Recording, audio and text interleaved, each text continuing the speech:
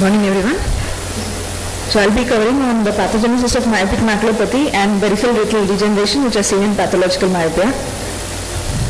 So first I'll touch upon myopic maculopathy. What are the components of myopic maculopathy, the natural cause and the pathogenesis. So laco cracks are these fine whitish yellowish lines which are multiple and linear, and they are seen most commonly in the posterior pole, and they are breaks in the Bruch's membrane. Some consider these laco cracks as precursors for choroidal neovascular membranes. The most common pathology seen in the myopic fundus is diffuse atrophy, and it is seen most commonly around the disc and in the macular region. Diffuse atrophy is because of marked chorioretinal thinning and the ability to see the sclera behind the thinned chorioretina. There is no associated loss of retinal tissue, and hence the visual acuity in such cases is usually good. In contrast to diffuse atrophy, patchy atrophy are discrete yellowish lesions seen in the posterior pole, and it can be associated with laco cracks as in figure A, or it can be associated with diffuse atrophy as in figure B, or associated with a posterior statholoma. Now these lesions have loss of choriocapillaries, and hence the overlying photoreceptors are lost. So there is an absolute scotoma corresponding to these lesions, and these patchy atrophies can coalesce to form diffuse atrophy and result in marked loss of vision. So any chorioretinal atrophy is directly related to the axial length of the eye, and higher the axial length, higher is the amount of chorioretinal atrophy. The most devastating condition in any myopic maculopathy is myopic choroidal neovascular membranes. This will be covered in detail. So all these lesions which we have seen are because of mechanical consequences of stretching of the retina, choroid and the sclera. So of the three structures, sclera has been studied widely, and it is embryologically responsible for maintaining stable ocular dimensions, and the final refractive error of an individual is presumed to be because of sclera. We cannot call that sclera as the structure, but it is one of the structures which is responsible to determine a refractive error. So what happens when, in animal studies they have shown that when you keep an occluder in front of a growing eye or a biconcave lens in front of a growing eye, there is a rapid change in the axial length of the eye so that the rays fall on the retina. When the occluder or the biconcave lens is removed, the eye tends to come back to its the previous axial length so that the image is focused. So there is active visual feedback going on locally. So the sclera and the other coats of the eyeball are responding to visual stimuli. So not only there are some components of sclera which is undergoing change. One is there is a minimal amount of passive stretch which is going on. The other is during pathological myopia development there is loss of scleral tissue. So loss of scleral tissue means there is a lot of biochemical reactions going on during the initial phase of development of myopia. So after the initial growth of the axial length, there is a passive phase where there is active scleral remodeling taking place. So as you can see in the figure, these are the scleral collagen fibers which are represented here, and in normal sclera the collagen fibers are not of uniform length. They vary the collagen fibers have larger diameter outside the outer part of the sclera than in the inner part. Whereas in pathological myopia, this differentiation is lost. The amount of cross-linking present in the collagen is lost, and the size is almost uniform when compared to the normal eyes. So this brought about the question of whether scleral collagen cross-linking is possible in pathological myopia. We still do not have an answer for this. Apart from sclera, there is severe thinning of the choroid as evidenced by spectral domain OCT findings, with loss of choriocapillaries and loss of connective tissue fibers in the choroid. The RPE cells are much more flatter than usual because of the stretch involved in pathological myopia. So apart from this, the most devastating condition would be the formation of posterior statholoma.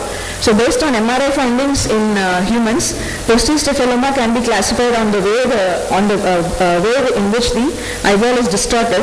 So MRI, when you see the eyeball from below, the cephaloma can be nasally distorted or temporally distorted, or the eyeball can assume a conical shape or a barrel shape. It can also be classified based on the relative position of the optic disc and the fovea. So this becomes important when we see that when the fovea is present in the trench of the posterior cephaloma, the amount of chorioretinal atrophy and loss of vision is more in such patients. And the other very interesting feature is myopic foveoschisis, which will be discussed later. And dome-shaped macula. So the evidence of dome-shaped macula is another evidence that the amount of scleral stretch which is taking place is not uniform. So this shows that there is scleral thickening at the region of the fovea. So for pathological myopia is not a uniform stretch in the axial length, but more in the posterior pole, and even in the posterior pole it is not uniform. It is it is inhomogeneous.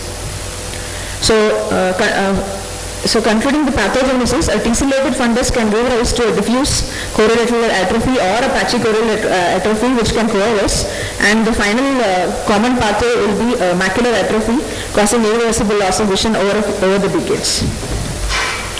So I am skipping this. So coming to the retinal degenerations, degenerations can be divided as tropic. Tropic means there is only a loss of retinal tissue. It can be tropic with tractional or only tractional. So we will cover upon a few of the peripheral retinal degeneration. Typical cystoid degeneration is the most common degeneration found in the pathological myopia. They are stippled they have a stippled appearance which corresponds to pillars which are seen in the outer retinal layers. And reticular cystoid degeneration invariably accompany typical cystoid degeneration. They usually only of pathological significance and no clinical significance. Degenerative retinoschisis is another peripheral retinal degeneration which can confuse beginners with retinal detachment. It can be of two types depending on where the schisis cavity is, either in the outer retinal layers or in the inner retinal layers. Sometimes holes in the outer lamellar holes can result in retinal detachment.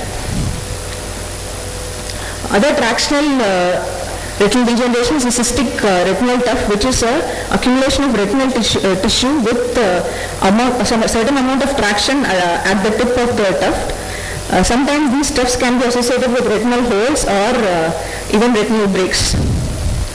And the most common degeneration seen in myopia will be the lattice degeneration, and it can have varied presentations with and they are discrete, sometimes pigmented with white lattice-like lines in the lesion. They are found circumferential to the ora serrata. Sometimes they can take a snowflake-like appearance. Some OCT findings over lattice degeneration has revealed that the vitreous in the center part of the degeneration is liquefied, whereas it is still attached at the edges of the lesion, and hence active traction is usually present at the edges of the lesion. So during the process of PVD induction, breaks can occur resulting in retinal detachment. So beginners usually confuse lattice degeneration with the prominent ora serrata. This can usually be this prominent ora serrata can be differentiated from lattice by indentation.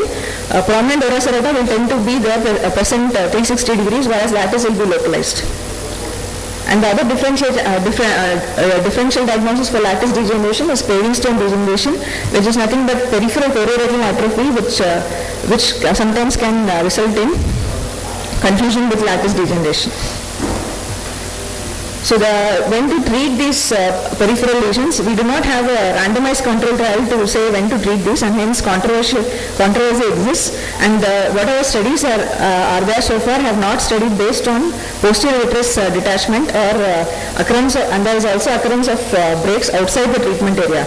So there are some definite indications, namely like symptomatic breaks where there is evidence of vitreoretinal traction, when there is holes with subretinal fluid, and if it is a fellow eye with precursors of retinal detachment, and in one-eyed patients.